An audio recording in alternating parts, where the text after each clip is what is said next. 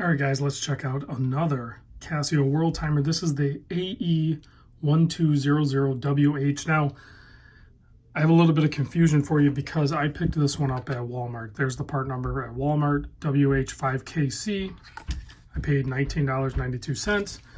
But if you go to the link in the description, you'll see on Amazon, it's called ae1200wh-5AVCF. I don't know what the different part number is. They're the same watch. I'm sure they are anyway. And on Amazon, it's only $19.60. But if you have a Walmart nearby, you could just walk in. They probably have these on the shelf. I picked up a few other watches. And the reason I picked this one up, obviously, I like the world timers.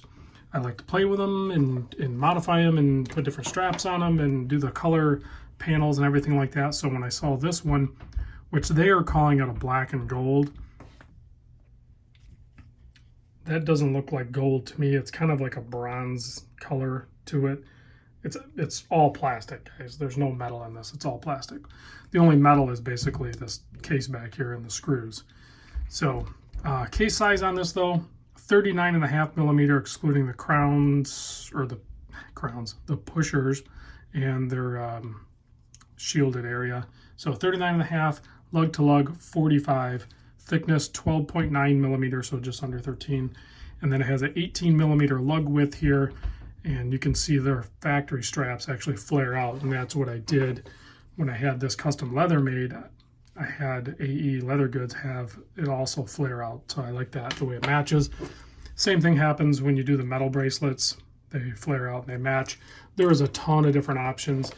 You can take a 20 millimeter strap and just nip off the ends and stuff it in there. Like if you have an old strap laying around and you just want to use it and you haven't been using it, just take a sharp knife and take a little off each side, stuff it in there, you're good to go. It's not that difficult. So the other thing, there's metal cases being made, and I'll try to put a link to the eBay if I can find it. There's bronze ones, and then there's steel ones, and now I think they're doing sapphire crystals in them even.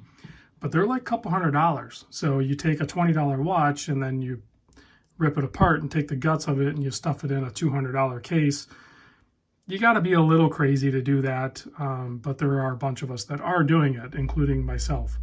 So if you get into the features of the watch, they're clearly labeled. If you look on there, which some people will take this apart and will remove that stuff. Like this one has a bunch of that removed. If you look on there. On the outside, you can do it on that panel on the inside. I kind of like it with the writing, but the adjust button's right there, mode's right there. So if you hit the mode button, actually if you look at the display too there, you have the world map. That's going to help you when you go through your world time functions, and then you have an digital analog clock display, which is kind of cool. So I have not set this one up. I don't think the time is correct on it. Actually, I don't know if the time is correct on any of these. So if you click the mode button, you can see there's a world time and you can cycle through that.